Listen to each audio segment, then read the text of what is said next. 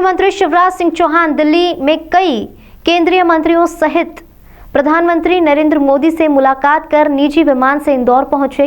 यहां मीडिया से चर्चा करते हुए उन्होंने कहा कि सीएनजी प्लांट का लोकार्पण करने के लिए प्रधानमंत्री नरेंद्र मोदी को आमंत्रण दिया है।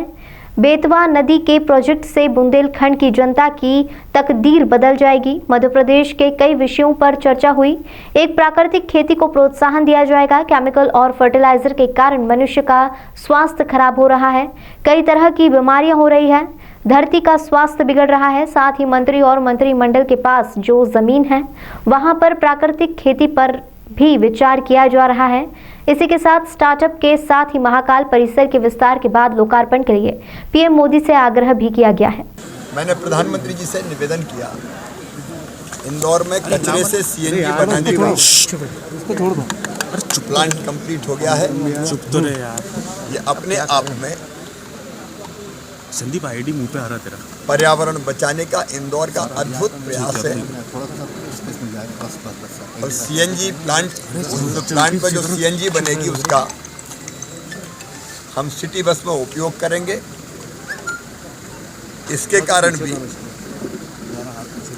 तेरा आईडी प्रदूषण कम होगा। मैंने आग्रह किया कि वो वर्चुअली इसका लोकार्पण करें।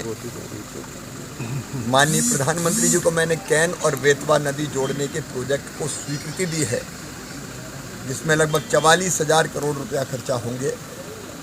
और मध्य प्रदेश और उत्तर प्रदेश के बुंदेलखंड की तस्वीर और जनता की तकदीर बदल जाएगी। मैंने ये भी आग्रह किया कि वो भूमि पूजन करें। मध्य प्रदेश के कई विषयों पर चर्चा हुई, जिसमें से एक प्राकृतिक खेती है। केमिकल और फर्टिलाइजर के कारण मनुष्यों का स्वास्थ्य तो खराब हो रहा है, कई तरह की बीमारियां, धरती का स्वास्थ्य भी बिगड़ रहा है। जैसा गंगा जी के लिए तय किया गया है कि गंगा जी के तटों पर प्राकृतिक खेती होगी।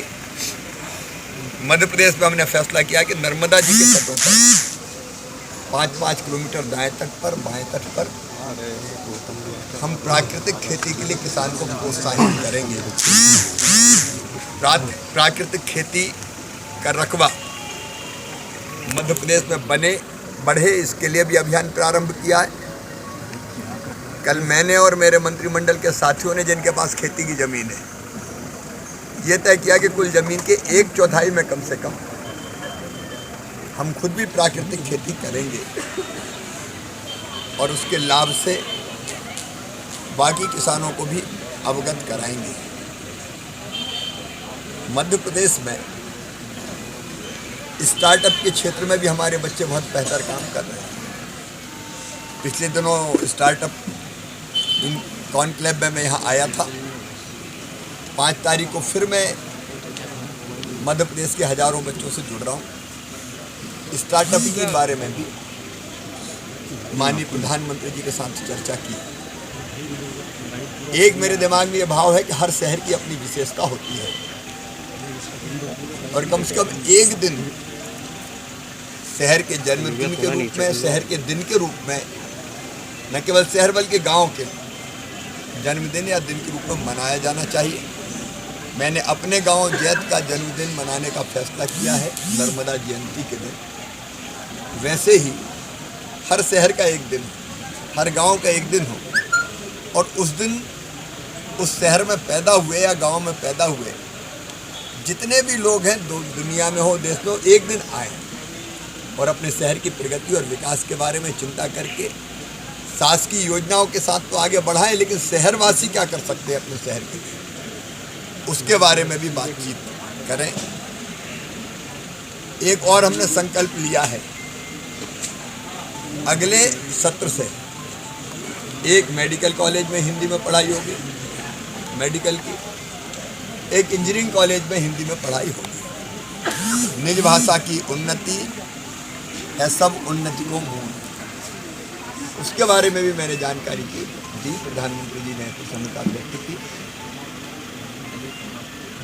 ऐसे अलग अलग प्रोजेक्ट्स के बारे में, प्रदेश के योजनाओं के बारे में कई विषय पर प्रधानमंत्री से चर्चा।